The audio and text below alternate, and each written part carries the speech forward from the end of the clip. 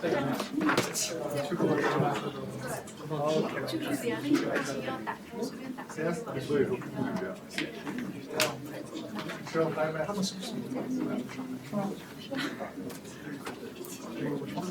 真的没有。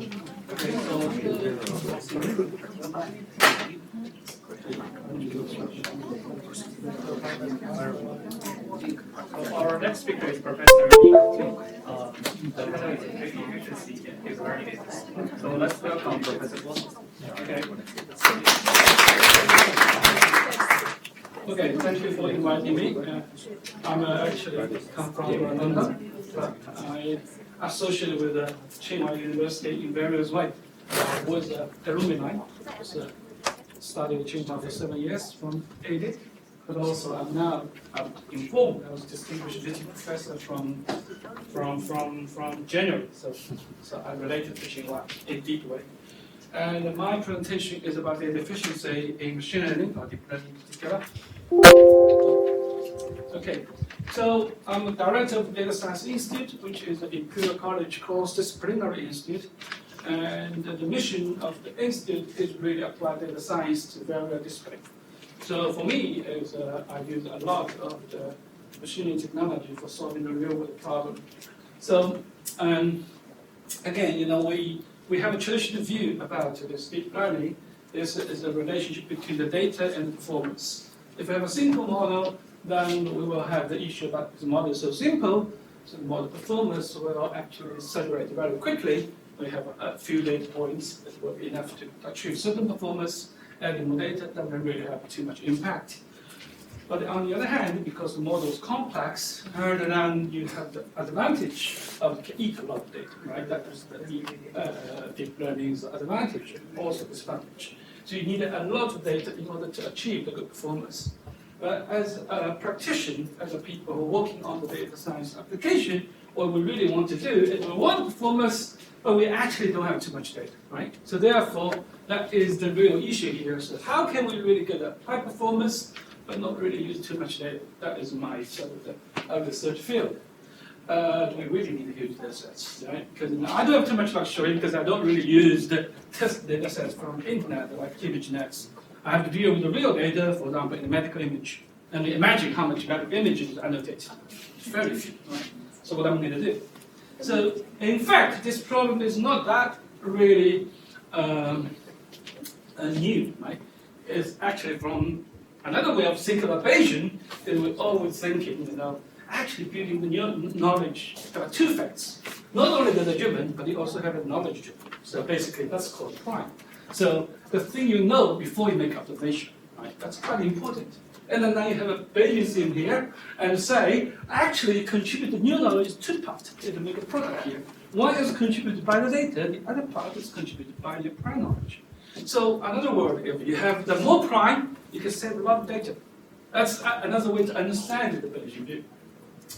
So this is also not quite unfamiliar to us. If you have two students and you're down to two, so the test on the examination, you may achieve the same final results, 95 or probably 100. But the one student did about 100 questions. The other student only did 20. So you may clearly say that student is probably more clever. Or you may say he chose 20 nice questions, right, to actually do the review. So that was the one way. Same is really to the model, right? If you have two algorithm, linear algorithm, you achieve the same model accuracy or any kind of the performance for the model. One is use 10,000 data points, one is 500. And you may say the algorithm B is more clever, or you may say there's 500 data sets. You choose is more informed. So that is pretty much true. So what we want to do is really research on this sort of scenario, right? So we have a good algorithm. But to fix our performance, now we will think what is the minimal data we need and how we do that. So this is really our problem, and I don't need to talk too much about motivation. As I said here, I come from practical application field. In the many field, you don't have the luxury of so many labeled training data. I work a lot in the medical application. The problem with medical application is that labeling the data is very expensive for two reasons. One is you don't have too much patience. Number two is the people who label it have to be expert. So if you give these two things into the consideration, you have a big problems. In the engineering application, we build a surrogate model for numerical simulation.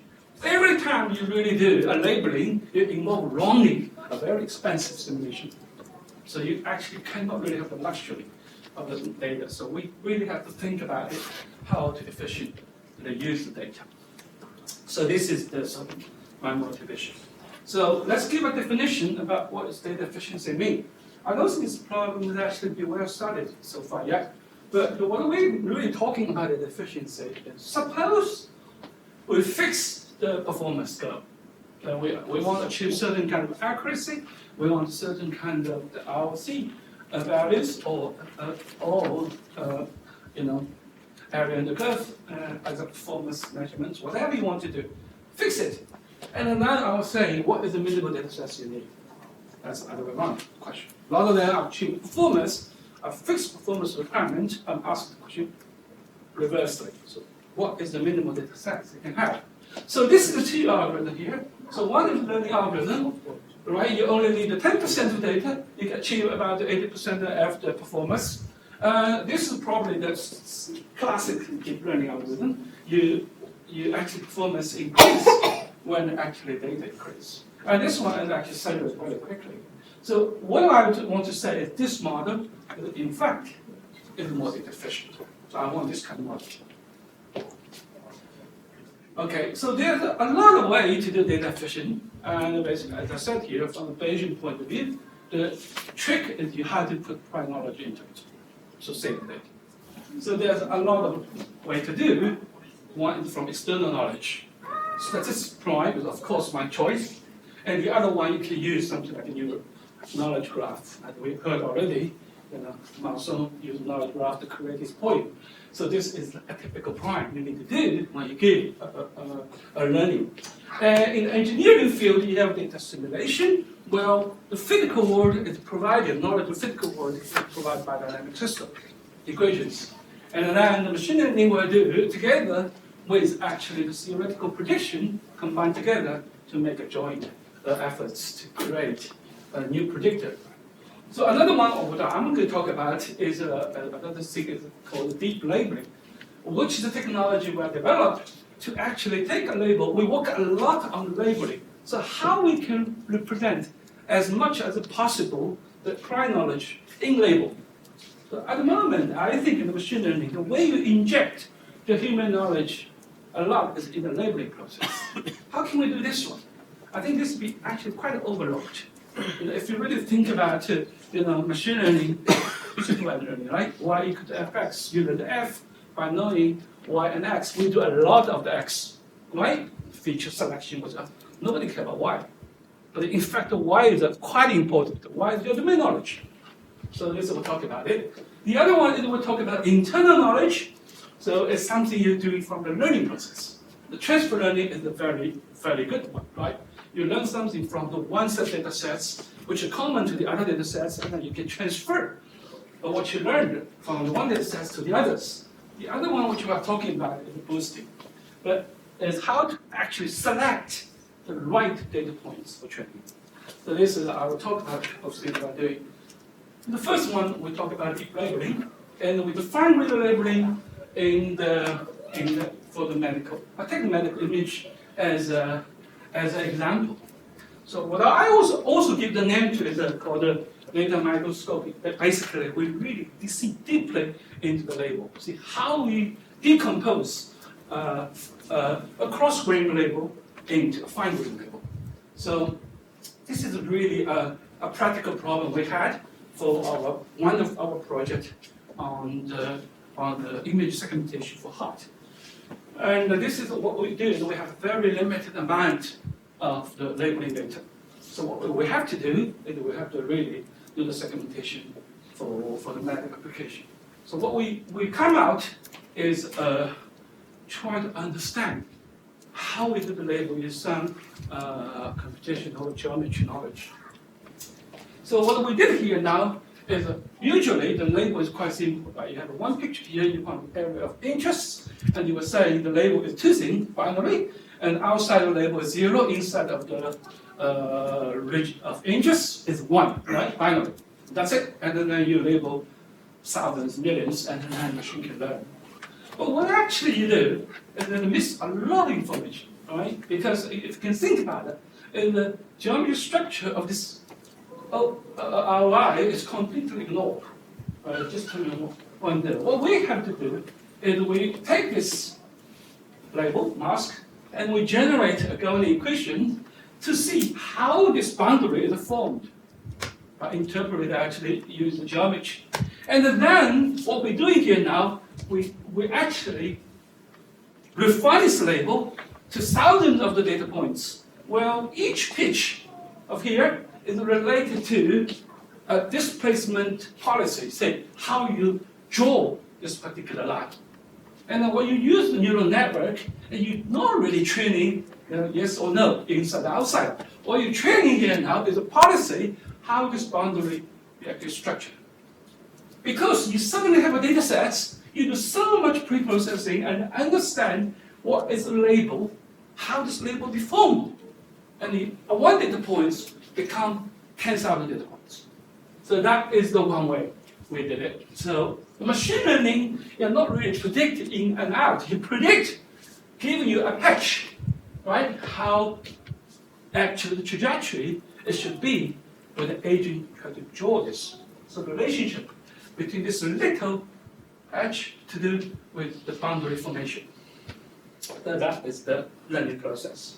So we talk to data sets, and we create this field, and then we create one point, one particular label data into thousands of pairs, which is a little patch related to the vectors guided the actual displacement policy, basically guided how the trajectory of this boundary formation. So that was the way how to do that. So we use a bit more of the geometry concept, where you take this binary mask, and then we do the distance function, turn this one into a field. So the more close to that one will be a 0, and the more far away it will be a value. So basically you create a field. And then what you do, you apply the gradient operator. It's like in the geometry, you create this contour, active contour, actually turn this one into a vector, how the distance change. And then that's not good enough, because that's only create attachment rather than create a trajectory. What you're doing here now, you apply an operator direction. So basically, it depends on the direction towards the boundary, this vector field actually have a direction. More close to the boundary is more aligned with the trajectory of the boundary formation. So this creates, and then what you can do, you can cut the picture. So one patch will relate to one particular vector. And you bring this label right into the learning process. And then you learn. Give you a patch, this is the x, this will be the y. So therefore you learn, give you a particular patch of the picture, and what is the boundary information could be. And then you can finalize a very good learning circle. So this is what you result of learning. As you can see, right, when you give testing data, unseen data, is actually not really say yes or no. It actually draw this boundary line, right? So this work was actually the best paper of Mika 2 years ago. So we developed in this one, which have a wonderful performance, which only need less than 10% of the data points. It's not surprising, because the one data point, we actually, one label data, we generate about 10,000. So therefore, the real data is very small on years. So it's actually quite practical use. So this is a very good result, but I have one challenge here. So far, we only achieved single object. So we are not really, they have to be a circle, because the field we generate is the limited circle is actually the field. So if we have a two object, or more complex, say, here a circle with a hole in the middle, then we have a challenge. So we want to really study a bit more on these problems a generalized application. That's one way. That's one. Second one is more simple, and it's transfer learning. So what we're doing here now is also in the medical field. So we needed to annotate a brain segmentation. We want to do full brain segmentation. But the trouble here now, if you want to segment the whole brain, is really, really intensive work. Not so many people can do. However, the computer can do partial annotation with a computational tool like SPM, FSL, so the computational neuroscience have a tool. So what we want to do is we want to take advantage of this partial annotation and to learn some features of our brain and feed it into a real, full-scale brain annotation with very little example, and then create a reasonable segmentation system. So here, what we do here now is we have 4,000 or even more for UK Biobank, which the UK have a big biobank systems which public use and which have the brain image. Now we run the computation annotation tool, FSL, and we can partially annotate about 15 regions. That was one. And now what we're doing here now is we annotate it, we learn a model. And then we take a part of feature in the brain anyway, right? With part feature feed no new segmentation neural networks, but part of the features created from these neural networks, but another part is come from only 5 subjects of the full human annotated brain segmentation graph. And now we join the predicting, this is the multitask learning. One is for the whole brain, another still for the partial segmentation. So we want to have the model which is as good as this one for the partial, but can do the real full-scale brain segmentation. And so this one is quite engineering work, and we did very well on the first stage. It's very much a decoding encoding model, if you like, convolute and deconvolute, and we create the first training with partial annotation. And the second one, you take a part feature here and do the join multitask learning for the partial and whole brain with 5 additional human annotated full brain segmentation image. And then you create this one. And the performance is actually quite promising, and you only have 5 data points to use. And the last one, which we're using a lot, is called deep boosting. In Imperial, we use machine learning a lot in the engineering field, and flow dynamics, and also bioengineering, stress models, so on. What we always do is try to build a surrogate model for the numerical assimilation equation. So that here, and we need to do is we pick up the right data points in order to, because every time you create the annotation by numerical simulation, it's very expensive. You have to run the whole process. But it's also very closely related to the numerical simulation called initial condition, initial point. So the question here now is where to pick up the value. So we use the traditional idea about boosting, right? In the statistics, it's just learning, right? What you do here now, you always use the boosting idea.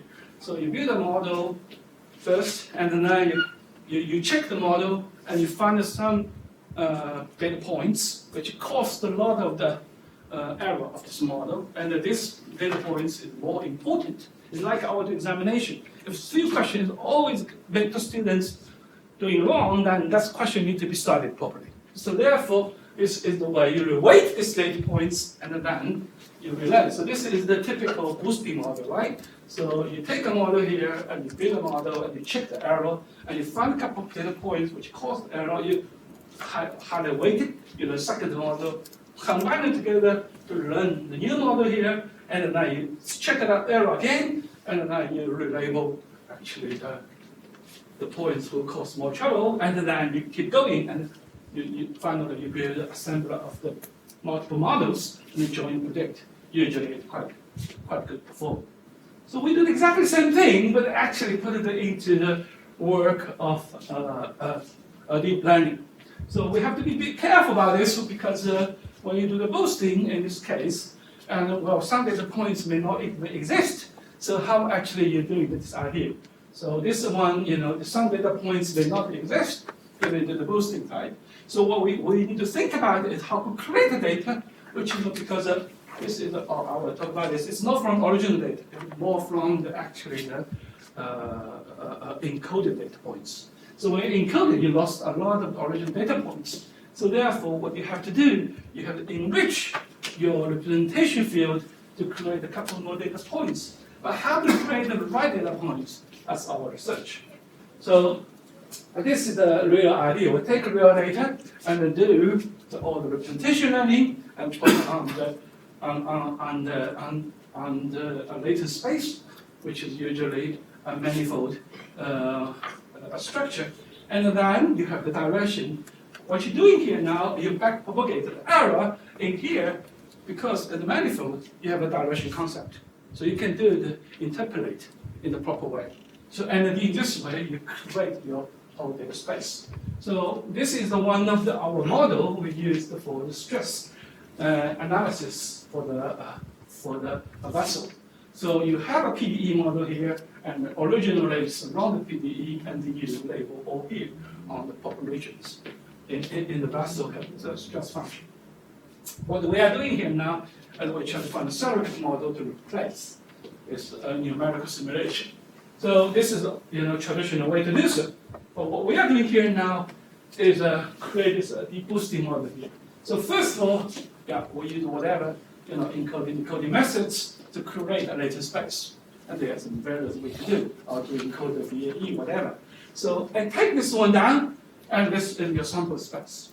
And because it's a manifold structure, and you actually have the direction there.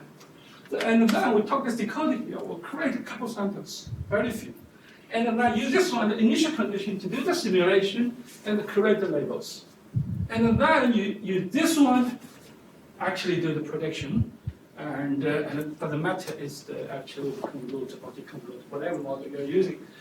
And then you have a loss function here. This loss function will be backpropagated through the network to actually guide the search of the next points of data points. So this is the idea of the deep boosting. We use the geometric properties you have in the vector space. Now you can create a uniform model to actually labeling, the sampling the data, which have the really good learning power.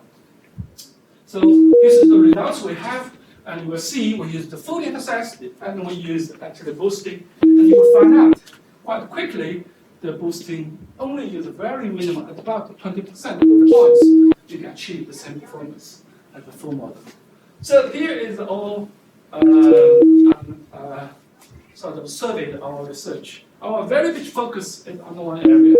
How can we use the knowledge value concept, put our domain knowledge as much as possible into a learning framework such that we can use as little as possible data to create the good model. So that's all our research. Thank you. Questions for Professor Guo? Yeah, I have one question. So we all know that boosting is easy to overfit. So we all know that boosting is easy to overfit, right? So how about the deep boosting? Right.